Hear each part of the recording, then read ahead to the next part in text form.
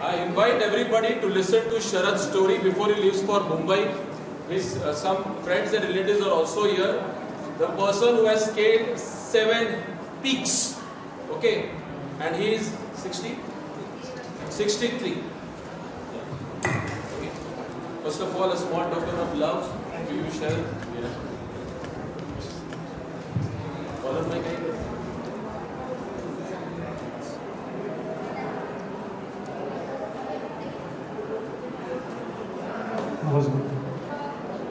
आवाज ऐकू येते? घुमतोय आवाज. ओके.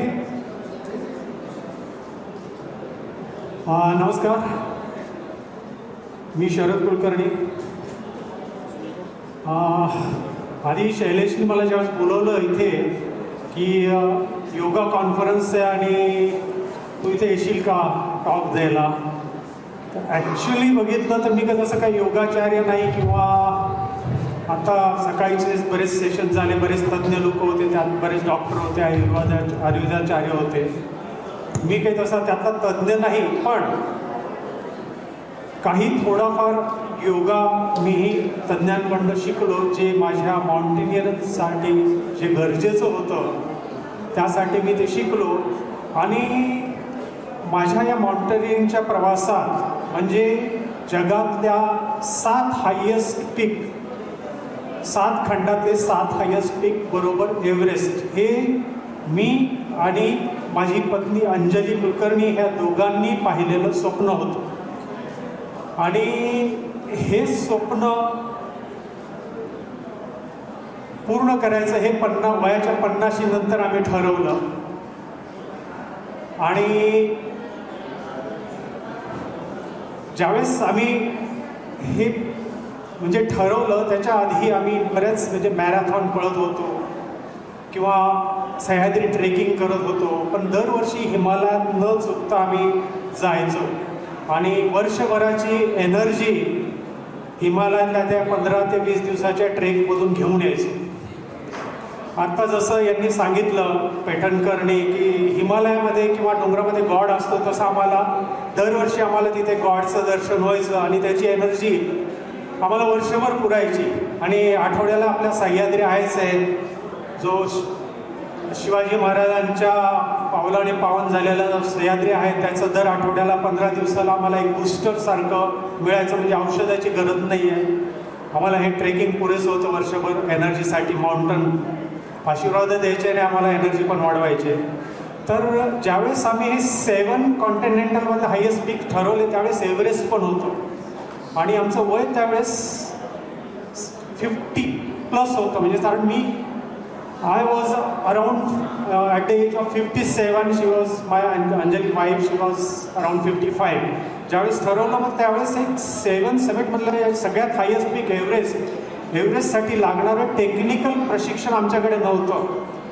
मग स्पेशल केस म्हणून आम्हाला दार्जिलिंगमध्ये इन्स्टिट्यूटमध्ये बेसिक माउंटेनियरिंगचं ट्रेनिंग घेतलं, कारण ती आमची आवड होती.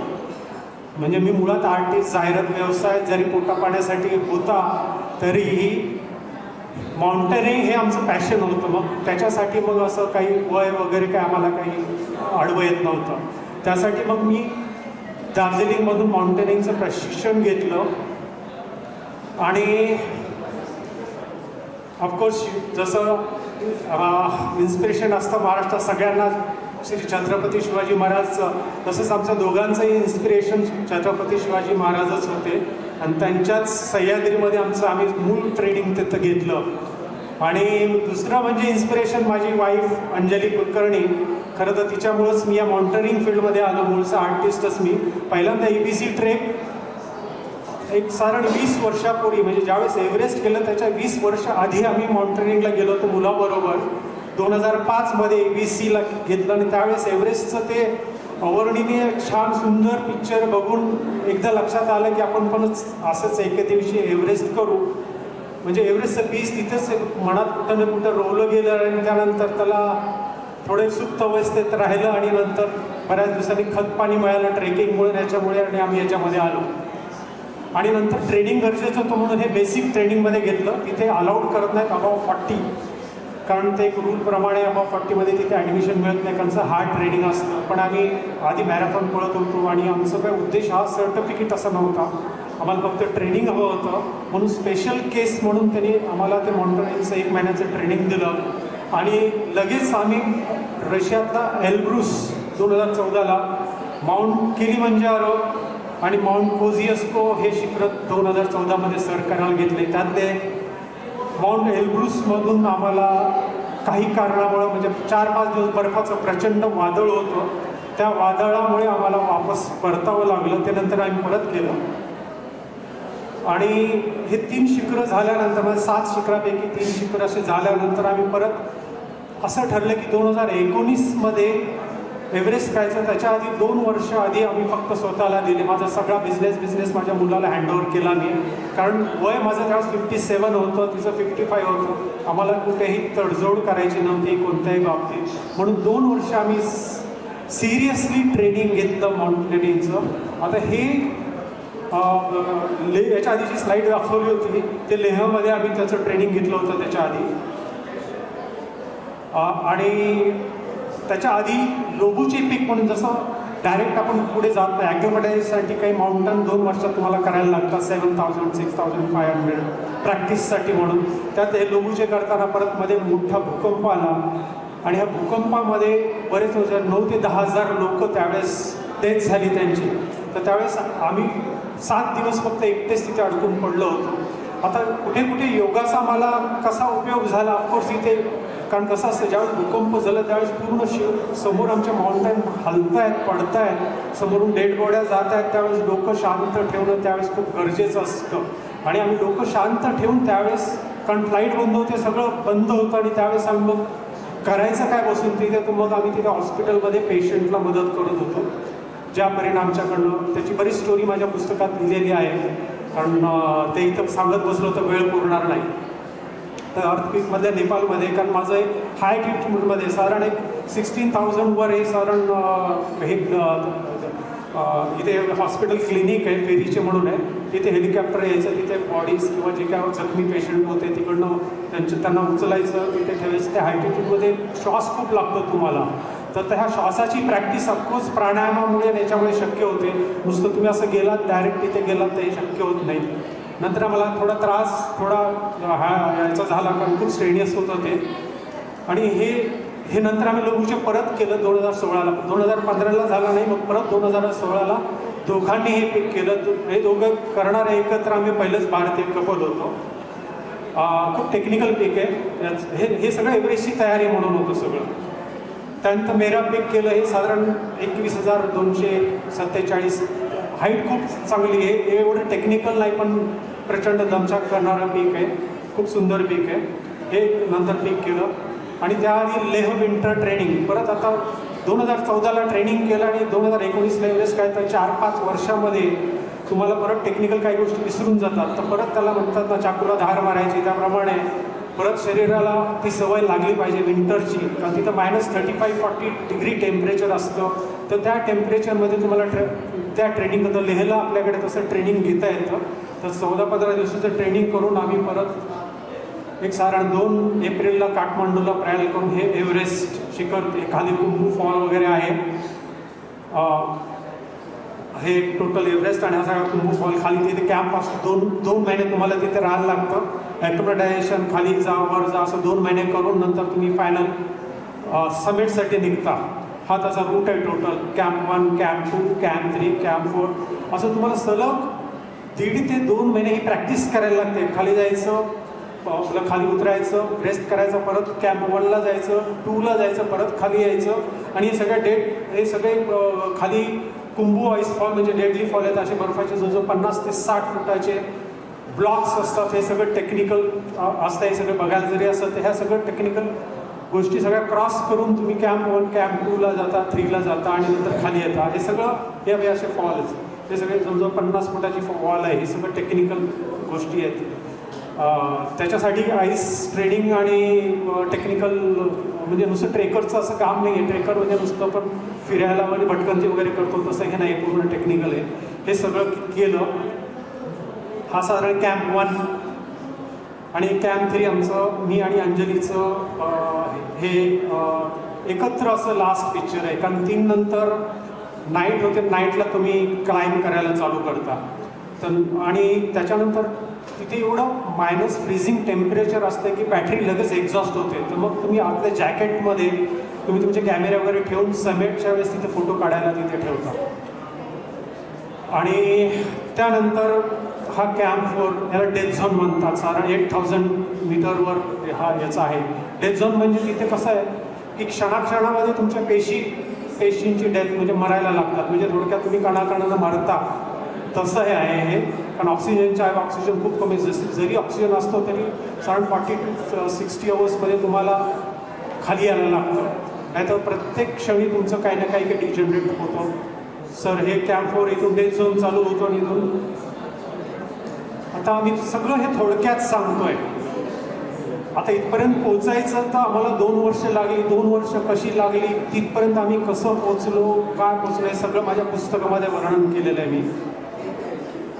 2019मध्ये माउंटनमध्ये हिस्ट्रीमध्ये फर्स्ट टाईम असं झालं की तिथे ट्रॅफिक जॅम झाली. त्याचं कारण काय की नॉर्मली तिथे 8 ते 10 वेदर विंडो असतात. वेदर विंडो म्हणजे कसं की तिथे वेदर चांगलं असतं, हवेची स्पीड लिमिटेड असती किंवा बर्फ वर्षाव कमी असतो. तर ते वेदरचं त्याचं प्रिडिक्शन करतात आणि त्याप्रमाणे तुम्हाला 5-6 दिवस सांगतात की ह्या दिवशी वेदर चांगलं आहे. तर त्या दिवशी सिलेक्ट करून बाकीचे सगळ्या जगातले सगळे क्लायंबर त्या दिवशी पुश करतात समेट पुशसाठी. तर यावेळेस कसं झालं तर पश्चिम बंगालमध्ये खूप सायक्लोन आल्यामुळे ते 8 ते 9 दिवसाची वेदर विंडो आहे ती फक्त 2 दिवसावर आली. आणि हे जवळपास 350 क्लायंबर त्या दिवशी एका दिवशी त्या रूटवर अडकले. आणि इथे बॉटल नेक आहे, हे हिलरी स्टेप आहे, पुढे जी दिसते ना रांग ती हिलरी स्टेप आहे. आणि इथे कसं झालं की याच्या आधी एक बाल्कनी म्हणून एक थोडी प्लॅटो येतो, त्या बाल्कनीमध्ये ऑक्सिजन चेंज करतो ना आपण पुढे जातो. तिथे अंजली आणि मी बरोबर होतो. ती नंतर थोडी रेस्ट करते आणि पुढे जातो. म्हटलं आपण समेटवर भेटू, पण समेटवर साऊथ समेट क्रॉस करून गेले की इथे आलो.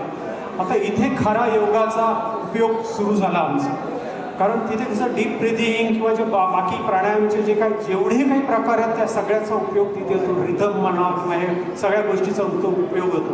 कारण ऑक्सिजन कसं होतं की एवढ्या लाईनमध्ये एका जागी जर तुम्ही थांबलात तर तुमचं शरीर फ्रीज व्हायला होतं जास्त वेळ थांबलात तर.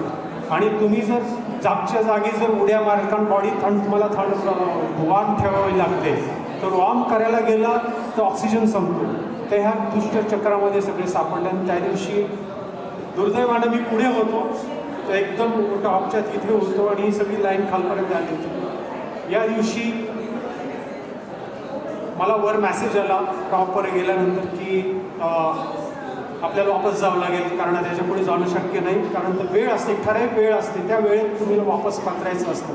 10-15 मिनटं जरी तुम्ही पुढे मागं गेलात तर काही होऊ शकतं. माउंटनमध्ये एथिक्स असतात, वरून जर ऑर्डर आली तुम्हाला खाली. पण काय झालं की एका जागी थांबल्यामुळं बऱ्याच जणांचे ऑक्सिजन संपले, बरेच जण अर्ध वापस गेले आणि बरेच जण एका ठिकाणी थांबले. माझं ऑक्सिजन संपत आलं. माझा फोटो काढायचं म्हणलं तर हातामध्ये माझ्या ग्लोव्ज होते 4-5. माझ्या शेर्पाचा क्रॉसबाईट झाल्यानंतर त्याची फोटो कापावं लागली 3. ते सगळं असताना खालून टॉकीवरून फोन आला की अंजलीची तब्येत खराब झालेली आहे. आम्ही परत खाली उतरलो, परत ही सगळी गर्दी क्रॉस करून परत साऊथ समेट येईपर्यंत ती बेशुद्ध झाली होती. मी जास्त त्याच्यामध्ये जात नाही, कारण ती खूप इमोशनल स्टोरी आहे आणि पुस्तकामध्ये खूप डिटेल्स दिलेले आहेत की तिथं का झालं, कसं झालं, वाचू शकलो असतो का. त्याच्यामध्ये त्या डेथ झोनमध्ये कसे डिसिजन घ्यायला लागतात, काय घ्यायला लागतात, हे इथे सगळीकडं योगा उपयोग पडतो. पण तिथं त्यावेळेस एक्स्ट्रीम परिस्थिती होती. कोणीही कोणाला, पण सगळ्यांना स्वतःचं जीव वाचवायचा होता. कोणाकडे एक्स्ट्रा ऑक्सिजन नव्हता. मला तिथं तिला म्हणजे बेशुद्ध अवस्थेत त्या परिस्थितीमध्ये सोडून यायला लागलं. मला खेचून खाली नेलं त्यावेळेस तिथे. नाहीतर मी तिथे जर अजून थांबलो असतो 5 मिनिट तरी मी गेलो असतो, शेर्पा गेला असता, माझ्यावरचा जो क्लायंबर असता तो पण गेला असता. शेर्पा बोलला की आम्ही त्यांना हेलिकॉप्टरने रेस्क्यू करू, तुम्ही खाली का, नाही तर आपण सगळे इथं मरून जाऊ. मग ते एका म्हणतात ना भ्रमिष्ट अवस्था झाली होती त्यावेळेस, कारण माझा ऑक्सिजन संपत आलेला, थोडा थोडा ऑक्सिजन मी पुरवत होतो. म्हटलं आता खाली जिवंत जायचं आहे तर तेवढ्या ऑक्सिजनपर्यंत नीट कॅम्प 2पर्यंत पुरवायचा होता. शेरपाणी उडत मला खाली नेलं. रस्त्याने खाली उतरताना म्हणजे म्हणजे असं म्हणतात ना ट्रान्स याच्यामध्ये होतो. कसा खाली आलो मला माहीत नाही, हे का झालं कसं झालं त्याच्यावर विचार करण्यासारखं काही एकदम ब्लँक होतो माणूस. त्यात माझा एक डोळा ब्लँक झालेला, स्नो ब्लँक पूर्ण, म्हणजे पूर्ण व्हाईट आऊट झालेलं, बर्फ चालू झालेलं. आणि तशा परिस्थितीमध्ये खाली कॅम्प 3 to 4मध्ये येताना मला माहीत होतं की शी इज नो मोर नाव. शेरपाणी सांगितलं की नाही आहे. त्या अवस्थेमध्ये खाली येताना कॅम्प 2वर एक अशीच मुलगी मेघा परमार मध्य प्रदेशची होती, तिची डेथ होत होती. आणि अंजलीचा एक्स्ट्रा शेर्पा माझा जीव वाचला म्हणून माझ्यावर खाली येत होता. त्यांचा सिलेंडर बरोबर होता अंजलीचा. तर माझ्याकडे खाली कॅम्प 3वरून एक सिलेंडर घेतलेला कॅम्प 4वरून. तर मग म्हटलं की आपला एक सिलेंडर अंजलीचा आपण तिला देऊ, कारण तिचा शेर्पा बेक करत होता. She is dying, please give oxygen. तर तिचा माझा अंजलीचा ऑक्सिजन तिला दिला आणि तिचा जीव वाचला. ती फक्त तिचा सेकंड अटेम्प्ट होता हा. तर ती सबमिट करून आली होती. लिटरली अक्षरशः ती त्याच्यामुळे वाचली. म्हणजे ती अजूनही तिथे भाषणामध्ये अजूनही टॉक देते. ती आता फार मोठी झाली पण अजूनही तिच्या पुस्तकामध्ये असं म्हणते की अंजलीची श्वासे मेरी श्वास में चल रही है. तर ती नियती कशी परतफेड करते त्याचा पुढं मी तुम्हाला सांगतो. तर तिथून आल्यानंतर हा तिचा शेवटचा फोटो. मागे जी लाईन दिसते पूर्ण लाईन दिसते ती समेटची, खिलरी स्टेपचीच लाईन आहे त्याची.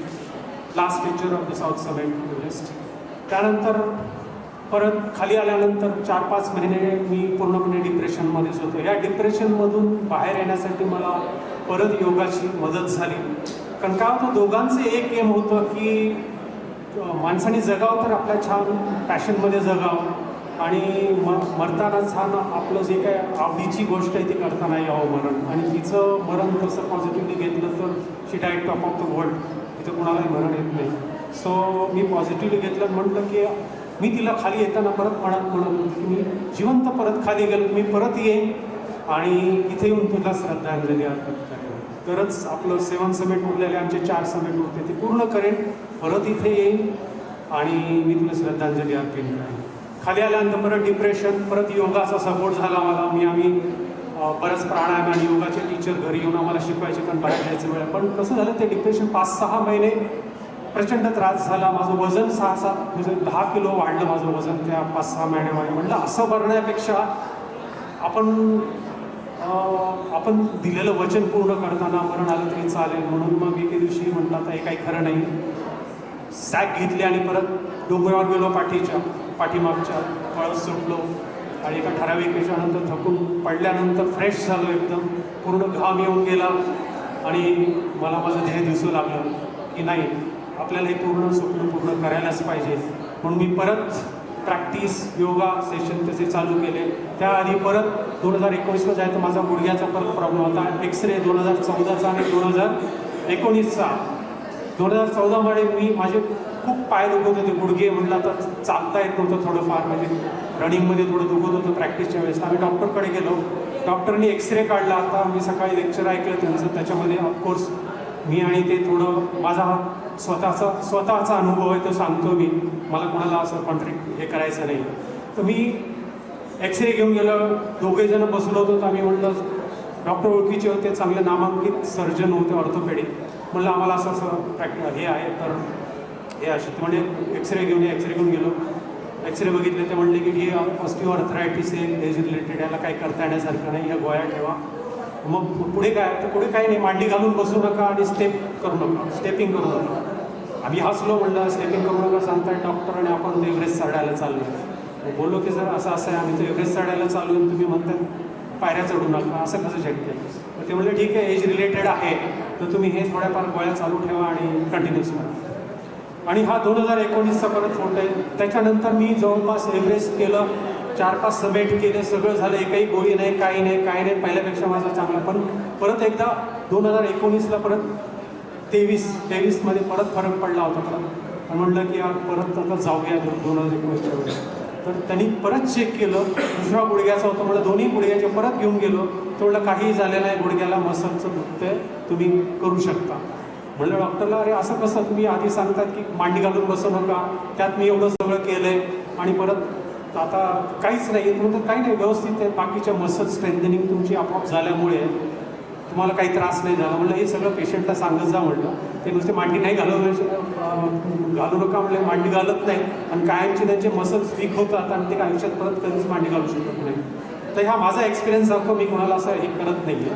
सो आता एवढं परत करायचं आहे, तर परत माझी जोरात प्रॅक्टिस चालू झाली. आता हे सगळी जी प्रॅक्टिस सेशन आहे, मागे टायर लावले, कारण एव्हरेस्टपेक्षाही पुढे देनाली म्हणून एक अतिशय अवघड शिखर आहे. ते एव्हरेस्टपेक्षा अवघड समजलं जातं, कारण एव्हरेस्टमध्ये तुमचे शेर्पा मदतीस असतात,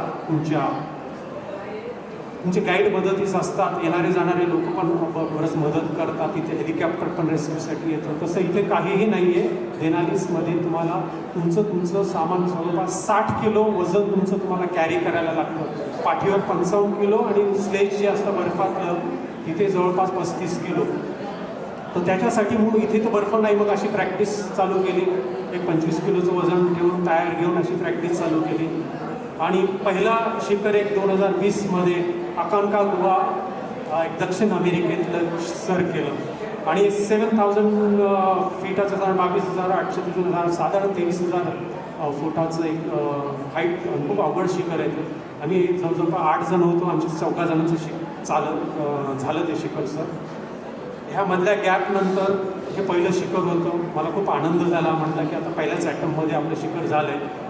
आणि लागोपाठ मग त्याच्यातमध्ये मग आता एल्ब्रुस राहिलं होतं, गेल्या वेळेस राहिलेलं, त्यासाठी मग इथला एक मनालीजवळ एक टेक्निकल पीक आहे हनुमान तिप्पा, तो केला. तो करणारा मी पहिलाच भारतीय या एजमध्ये कोणी केलेलं नाही, खूप टेक्निकल पीक आहे ते.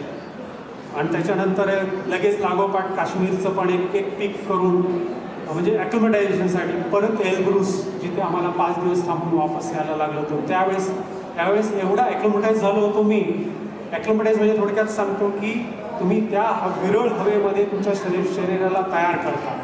एवढा ॲक्लिमेटाईज झालं होतं की मी लिटरली पळत एल्ब्रुस केलं आणि माझ्या बरोबरच्या 4 रशियनला उडत मी नेलं. त्यांनी माझ्यावर फिल्म केली आहे तिथे की माझ्यामुळे त्यांचं एल्ब्रुस झालं. आणि नंतर आला देनालीचं पण मी जास्त डिटेल सांगत नाही, 3-4 उदाहरणं देतो की जिथे तुमचा कस लागतो, मेंटल, फिजिकल, सगळ्याच गोष्टीचा.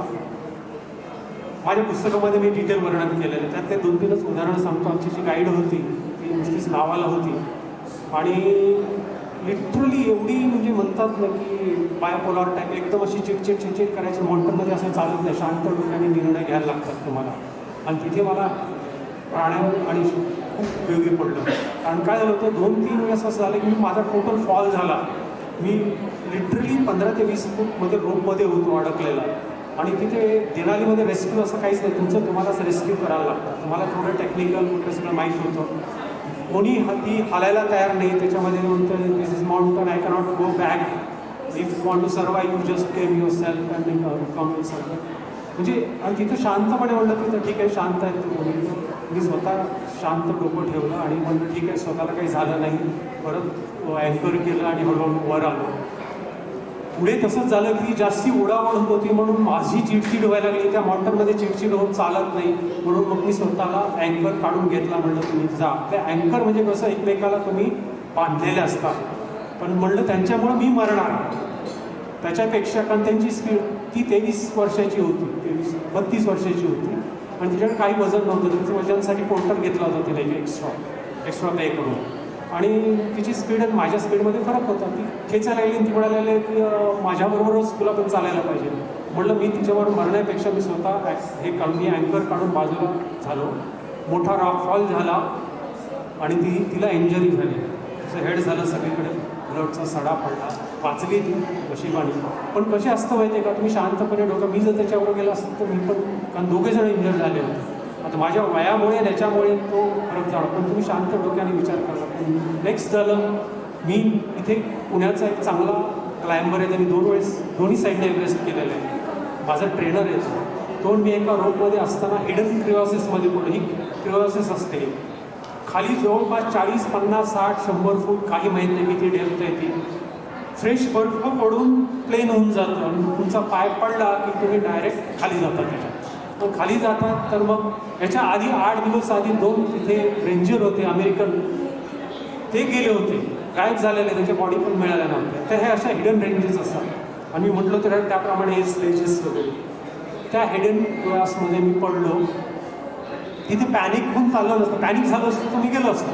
मी शांत बसलो, म्हटलं आपण जीवन त्यात काही झालेलं नाही. माझा एक शूज होता, क्रॉस करून तिथे क्रिओसिसमध्ये अडकला होता. आणि सॅक होती 100 लिटरची, साधारण बोलो ना 28-30 किलो वजन होतं. ती आडवी झाली नशिबाने, आडवी झाली क्रिओसमध्ये आडवी झाली. त्याच्यामुळे मी अडकलो आणि म्हटलं आता आपण सेफ आहोत. शांतपणे मी स्वतःला हे केलं आणि वर आलो. नंतर खाली गेल्यानंतर काय झालं की तिथले वादळामुळं पूर्ण रूट बुजला गेलेला. पुढे रूट नाही. अजून 10 तासाचं आमचं क्लाइंब होतं. मागे जे होते ते 3 दिवस, म्हणजे 3 दिवस त्यांना यायला लागणार होते आमच्यापर्यंत. पुढे कोणी नाही म्हणून पुढचा रस्ता दिसत नाही.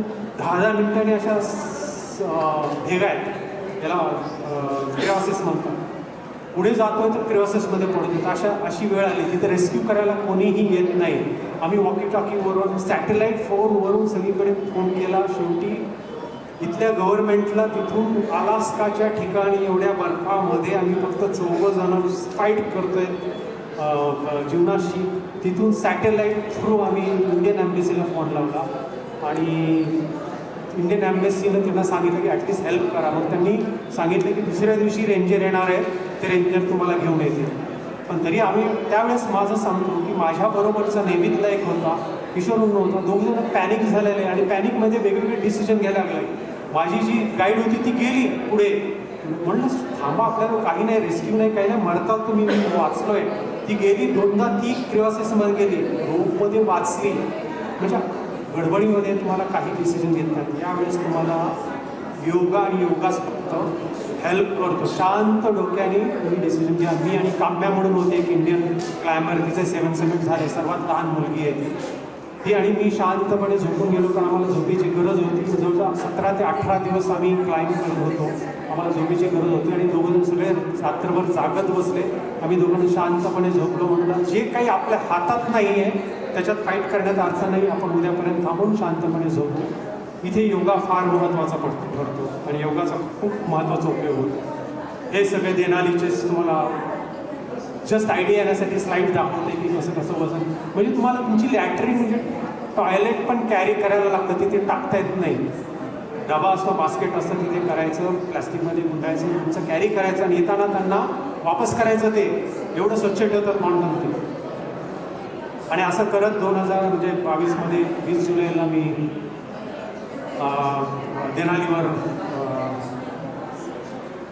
देनाली माझं सर झालं. तिकडनं नाईक ब्रिज दिसते, खूप अवघड पीक आहे ते. हे करणारा पण मी पहिलाच भारतीय ठरलो त्या वयात. नंतर आली माउंट विन्सन. आपण पुस्तकामध्ये वाचलेलं असतं की माउंट विन्सन म्हणजे अंटार्क्टिका काय असतं वगैरे, सगळा बर्फ वृक्ष प्रदेश, सगळ्यात -30, -40 to -70पर्यंत टेम्परेचर जातं. इथेही खूप, म्हणजे तिथे एक साधारण 1.25 किलोमीटरचा क्लाइंब आहे तो. कुठेही रस्त्यात जागा नाही थांबायला. उभ्यास तुम्हाला रेस्ट करायला लागतं आणि प्रत्येक जमताना योगाचा खूप उपयोग होतो. अशा ठिकाणी झाला मला की मी शिकलो होतो योगा. म्हणजे रिदम असतो, तुम्ही रिदममध्ये चालता, रिदममध्ये एखादा श्वासाचा तुमचा एक स्पीड पकडता आणि हळूहळू पुढे जाता. असं करत करत आम्ही 1.25 किलोमीटरची, ते पण 28 ते 30 किलो ओझ्यासह सगळं टेंट सगळं तुमचं तुम्हाला कॅरी करायला लागतं. त्याच्यासह आम्ही ती पार केली आणि नंतर तिथे समिट केलं 2026मध्ये. हे पण करणार मी पहिलाच ज्येष्ठ भारतीय. इथे म्हणजे सांगायचं म्हणजे लोकांना 5-5 वेळेस, म्हणजे 4 ते 5 वेळेस बरेच जण समिट करायला लागतात. माझं एक पहिल्याच ॲटममध्ये झालेलं आहे. देव मला साथ देत होता. हे माझे सगळे रेकॉर्डचे सर्टिफिकेट आहेत. इंडियन 5-6 म्हणजे ते रेकॉर्ड झाले. आणि परत माउंट एव्हरेस्ट दुसऱ्यांदा. का दुसऱ्यांदा लोकांनी मला वेड्यात काढलं, अरे तुम्ही 7 समिट झालेत, परत का? कारण मला 2 गोष्टी होत्या. एक, तिथे गेल्या वेळेस क्रॉस बॅकमुळे भारताचा झेंडा मी फडकावू शकलो नव्हतो एव्हरेस्टवर. आणि दुसरी गोष्ट म्हणजे मला तिथे फोटो काढता आले नव्हते फ्रॉस्टबाईटमध्ये. मी कोणाला दाखवूच शकत नव्हतं. अरे समेट झालं, पण आजकाल लोक फोटो मागतात, इधर आहे समेट. आपण तर फेक करत नाहीत किंवा फोटो बोलत नाही. एक मनात पिंच असतो की आपण एवढे मोठे समेट केले आणि एवढ्यासारख्या ठिकाणी जाऊन भारताचा झेंडा फडकावू शकलो नाही, तर एक मनाला एक पिंच असतोय की नाही, करायला पाहिजे आपण, एकदा तरी ट्राय करायला काय हरकत नाही. म्हणून असा विचार केला की 5-6 माउंटन मी केलेत, काहीही त्रास न होता सेफली वापस आलोय, म्हणजे काहीतरी नियतीचा मनामध्ये काहीतरी चांगलं असेल, एक पॉझिटिव्ह ॲटिट्यूड ठेवून मी परत म्हणलं की मनात आला करूया. माझ्या मुलाला विचारलं की असं असं माझ्या डोक्यात. जस्ट इमॅजिन की त्याला कसं काय वाटलं असेल ना की 2019ला आईला गमावलं आणि आता बाबा म्हणतोय की ॲट एज ऑफ 60 म्हणतो मी तुला एव्हरेस्ट करतो. त्यांनी जस्ट सरासर विचार केला. त्यांनी पाहिलं होतं माझं स्ट्रगल ह्या 4 वर्षात मी काय काय करत होतो, कसं करत होतो, पॉझिटिव्ह कसं घेत होतो. नंतर सर्व विचार करून तो एवढंच म्हणाला की बाबा जा, पण तुम्ही सेफली वापस या. मला कॉन्फिडन्स होता माझ्याबद्दल. आणि मग घरूनच परमिशन मिळाल्यानंतर मी परत प्रॅक्टिस कुठे परत जरी माझं एवढे सगळे झालं असतं तरी एव्हरेस्ट माझं वय वाढलं होतं, त्यावेळेस 57 होतं, आता 60 क्रॉस होतो. म्हणून परत चालू केलं, परत योगा प्रॅक्टिस, जिथे जिथं चान्स मिळेल तिथे तिथे श्वासावर जे काही मला शिकवण मिळाली ती मी प्रॅक्टिस करत गेलो. तिथे परत ही सेम प्रॅक्टिस करून डुकला मार्गे आम्ही परत त्या ठिकाणी गेलो. तिथे मग कोणीही आता परत तिथे गेला या मार्गावर कुणाला सगळ्याच एक म्हणतात ना, एक स्वप्न असतं एक बकेट लिस्टमध्ये की एक हा ट्रेक करावा. तर अंजलीचं स्मारक तिथे उभं राहावं ही माझी खूप दिवसापासून इच्छा होती. त्यावेळेस जाताना आम्ही अंजलीचं स्मारक तिथे तुकला म्हणून आहे तिथे उभारलं आहे. कधी कुणी गेला तिथे कुणाला सांगा आपलं इंडियन एक लेडी आहे तिथे आणि ते सर्वांना ती स्फूर्तिदायक आहे, प्रेरणादायक आहे. तर ते केलं आणि नंतर हे सगळे प्रॅक्टिस करून परत ॲक्लिमेटायझेशन, परत एक माउंटन 23 सोडून परत एक कुंभो आईसफॉल. हे आता परत इथे म्हणतात ना, आता सकाळी डॉक्टरांनी सांगितलं की वेदनेसाठी मला गाऊटचा त्रास होता. तुम्हाला माहीत असेल गाऊट काय असतो प्रकार. म्हणजे म्हणतात ना, परीक्षा देव सगळीकडे पाहतो, शेवटपर्यंत पाहतो. तुमची इच्छाशक्ती बघतो की तुम्ही कुठपर्यंत तप धरता, कुठपर्यंत फेस करता, तुमचा ॲटिट्यूड कसा आहे. हे चाल मी सगळं करून आलो तरी मला असा का त्रास देतो असं म्हटलं तर कधीच झालं नसतं. पण मला स्वतःवर विश्वास होता. गाऊट कधी झाला, आम्हाला 4 दिवसांनी जायचे समेटसाठी. मला किती 19 तारीख ठरली, 19 मे, आणि हा 14 तारखेचा फोटो आहे. 14 तारखेला मला संडासला जाताना पण रांगत जावं लागत होतं. म्हणजे अशा त्रासामध्ये सगळ्यांना वाटत होतं की सर माझ्याबरोबरचे सगळे क्लाइंबर होते, त्यांची पहिलीच वेळ होती, माझी दुसरी होती, मला अनुभव होता, मला माहिती पुढे पुढे काय काय होतं. त्यांना वाईट वाटलं. पण म्हटलं की मी आहे, तुम्ही काही काळजी करू नका. मला एक म्हणतात नाही का, अंतर्मनाला एक सूचना देतात, मेडिटेशनमध्ये आहे अंतर्मनाला की मी ठीक आहे आणि मी तुमच्या सगळ्यांबरोबर टॉपवर असणार आहे, तुमच्याबरोबर भारताचा झेंडा फडकवणार आहे. हे मनाला मी सतत सांगत राहिलो. आणि आश्चर्य म्हणजे 18 तारखेला रात्री मी ठणठणीत बरा होऊन उठलो. आतापर्यंत असं कधी झालं तर 8 ते 10 दिवस गोळ्या घेऊन गाऊट क्लिअर व्हायला लागतात. मला काहीही नव्हतं आणि तुमच्या पायामध्ये 2-2 किलोचे शूज असतात विथ द क्रॅम्पॉन. ते शूज घालून मी टेंटमध्ये गेलो आणि सगळ्यांनी लिटरली जल्लोष केला. नंतर परत त्यांच्याबरोबर जाऊन परत कुंभो आईसफॉल जाऊन आता कॅम्प 2ला थांबल्यानंतर तिथे पण सांगतो की मनावर कंट्रोल असेल तर योगाचा तिथे उपयोग होतो. कॅम्प 2ला आम्ही सगळे थांबलो आहे. समेटला निघायचं आहे. रात्रीची वेळ 8-8:30 वाजता आणि आमचा एक ग्रुप जो 2 महिने आमच्याबरोबर होता त्यातले 2 जण खाली आले समेट करून. त्यातले 2 जणांना एकाला नंतर त्याची बोटं तोटावली, एकाला खाली ग्रीप होता तो, त्याच्या पायाची बोटं तोटावली. आणि कसं होतं त्यावेळेस वातावरण खराब होतं, पण यावेळेस एक्स्ट्रीम वेदर होतं तिथलं की जवळपास एव्हरेस्टमध्ये आता 2023मध्ये वर्स्ट ॲटमॉस्फिअर होतं. त्यात जवळपास 250 जणांना क्रॉसफाईट झाले आणि माझे 3 जण मी ते तिघांचे फोटो घेतले. दुर्दैवाने माझे 2 मित्र जगावले. त्यातला एक यावेळेस कॅम्प 2ला असताना बाल्कनीमध्ये डेथ झाली त्याची. हे 2 जण इंजर होऊन खाली बेशीत धरून पडलेत आमच्यासमोर. आणि त्यावेळेस जस्ट मनस्थिती कशी असेल तुमची की दुसऱ्या दिवशी तुम्हाला पहाटे समेटसाठी निघायचं आहे आणि तुमच्यासमोर एक बेशीत धरून पडलेत, एक मित्र वर गेला आहे. यावेळेस प्राणामुक्ती होतो तुम्हाला मला नाही. जरी आज वातावरण खराब असेल तरी उद्या चांगलं असू शकतं. आपण ॲटिट्यूड पॉझिटिव्ह ठेवायला हरकत नाही. उद्याचं उद्या बघता येईल. आणि अशा वेळेस माझाच एक मित्र IIT होता, चांगला क्लाइंबर 32 वर्षाचा, त्यांनी ट्वीट केलं. तो म्हटलं मी येणार नाही. अरे म्हटलं 40 लाख रुपये खर्च केले, परत 2 वर्ष लागतील तुला 40 लाख जमा करायला. तू चल माझ्याबरोबर, मी आहे ना तुझ्याबरोबर. कॅम्प 3ला जो तुला वाटलं तसं वापस येता येईल तुला. तर तो म्हटला नाही पेट. म्हणलं शेवटी मी रात्रभर त्याला विनवत होतं की तू चल, परत पस्तावशील. असू दे, हे दोघंजण खराब होतात, माउंटन होतं, आपण काय तिथे सुसाईड करायला जात नाही. पण असं वाटलंच की कुठे ॲटमॉस्फिअर खराब होतं, हे होतं, तर आपण वापस येऊया.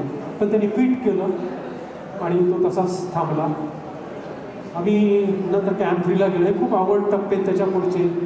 जिनेवा स्पर आहे, क्रॅम्पॉन, रॉक पॅच असतात, बुटाला खिळे लावलेले असतात, त्याच्यातून तुम्ही स्लिप होता, हे होता. तर कॅम्प 3मधून त्यावेळेस फक्त तिची आठवण आली. मी लास्ट फोटो दाखवला होता अंजली बरोबरचा, इथे काढलेला, दोघांचा एकत्र त्यावेळेस तिथे होतं. हा परत कॅम्प 4 स्नो ब्लाइंडलेस. परत कॅम्प बाल्कनीवरून पुढे झालं. फ्रंट 8600 ॲल्टिट्यूडला मला जाणवलं की माझा डोळा परत जाणार आहे. कारण मला अनुभव होता की डोळा जाणार. मी फक्त प्रे केलं की एक डोळा गेला तरी चालेल, मी एका डोळ्याने सबमिट करून वापस येईल आणि सेफली परत येईल. मला फक्त प्रे केलं निसर्गाला की मला फक्त एक डोळा राहू दे म्हणून. आणि पण काय झालं, थोड्या वेळाने दुसऱ्या डोळ्याची विजन पण कमी होत गेली. होत गेली. हा पूर्ण वाईट झाला आणि हे फक्त 30% विजन राहिले. मी फक्त प्रे केलं की 30% जरी झाली तर मला 20 मिनिट्स आहेत फक्त जायला तिथे. 20 मिनिट्समध्ये मी येऊ शकतो, तेवढ्या फक्त मला विजन राहू दे. मी खाली अजून ब्लाइंड झाला तरी चालेल. मला माहिती आहे 60 आवर्समध्ये खाली गेला आणि योग्य उपचार केलं तर ब्लाइंड मला परत येऊ शकेल. पण 60 आवर्समध्ये मी खाली जाईल, तेवढा वेळ फक्त मला थोडं देवाचं प्रे केली. 30% विजन राहिली माझी तिथपर्यंत. देवाने तेवढं तिथे ऐकलं माझं. हिलरी स्टेपवर जवळ गेलो आणि मला काहीच दिसत नव्हतं, सगळं व्हाईट आउट झालेलं. सगळं एक स्टेप ठेवलं होतं 30%. आणि हिलरी स्टेप म्हणजे गेल्या वेळेस दाखवला जातो तसा. हा हिलरी स्टेप गेल्या वर्षी क्यू दाखवली, यावेळेस मला कशी होती. हिलरी स्टेपवर त्याला काही दिसलं नाही. माझा परत फॉल झाला म्हटलं आता सगळं संपलं. पण ज्यावेळेस ठाणावर आलं त्यावेळेस कळलं की नाही काय झालेलं नाही आपल्याला. मी फक्त खाली पडलेलो. पण त्या ॲल्टिट्यूडला 8700 मीटर्सला साधारण 28,000 फुटावर मी असे फॉल बिल होत नाही. त्यावेळेस खूप धाप लागते तुम्हाला. धाप लागली ना की तुम्हाला समजायचं की हा उपयोग प्राणायामाचा तिथं होतो. तुम्ही अनुभव विलंब करता, श्वास लांब होता, कुंभक घेतला, सगळ्याचा उपयोग तिथं होतो तुम्हाला. झाला म्हणजे मला. मी म्हटलं की नाही आय एम सेफ. शेर्पाला म्हटलं मला खेचून घेऊन, मी तुला त्यांनी मला खेचून घेतलं. ज्यावेळेस खेचता बाजूला बघितलं तर माझी डेड बॉडी होती. डेड बॉडी, ती डेड बॉडी कोणाची होती नंतर खाली आल्यावर मला कळलं. म्हणजे डेड बॉडीमध्ये तुम्ही फोटोमध्ये बघितले असेल बर्फ वगैरे तर साठलेले, शूज वगैरे तसे बसलेले असते. मी त्याला नमन केलं आणि शेर्पाला म्हणलं मला वर जाताना सांगायचं राहिलं साऊथ सिमेंटच्या पुढे माझा भावनाचा कलोल कसा झाला असेल की जिथं अंजलीला मी सोडून गेलो होतो ती जागा मला माहीत होती. तिथं मी गुडघ्यावर वाकलो आणि तिला प्रे करून मी पर्यंत आलो. आणि नंतर हिलरी स्टेप चढून हळूहळू ही हिलरी स्टेप आहे. हिलरी स्टेप चढून हळूहळू शंभर ती जरा प्ले करतोस.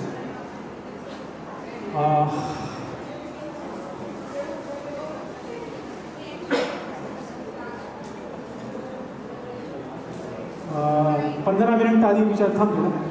15 मिनिट वाजता 15 मिनिट म्हणजे कसं 10:30 वाजता एव्हरेस्टच्या सर्वोच्च शिखरावर मी आमच्या एशियन ट्रेकिंगच्या शेर्पासमोर पोहोचलो. टेम्पा नावाचा शेर्पा आहे तो. अंजली आणि मी जी काय स्वप्न पाहिलं होतं खूप गाणी मिळून एव्हरेस्ट करायचं ते अर्धवट राहिले. ते आज 23 तारखेला पूर्ण झाले. 770 पूर्ण झाले. तिला मी हे अर्पण करतोय. बर्थडे आज तिची. मी त्यांना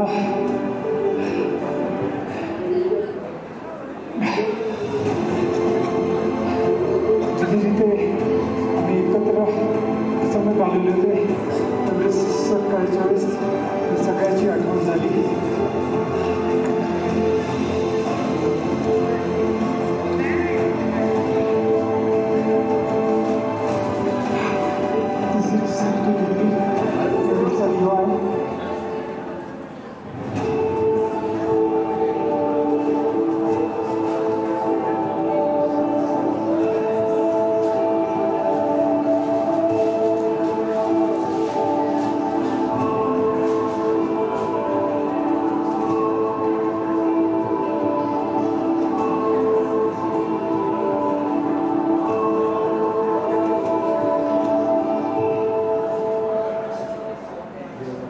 अत्युच्च शिखरावर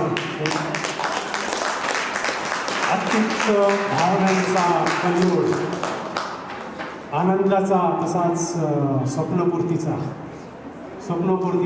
तसाच वचनपूर्तीचा, ह्या सगळ्या भावनाचा जो काय कल्लोळ होत असतो त्यावेळेस फक्त आणि फक्त योगा तुम्हाला उपयोगी पडू शकतो. कारण माझ्याबरोबरचाच एक भावनेत वाहून गेलेला एक 34 वर्षाचा यंग मुलगा माझा मित्र इथे दगावला.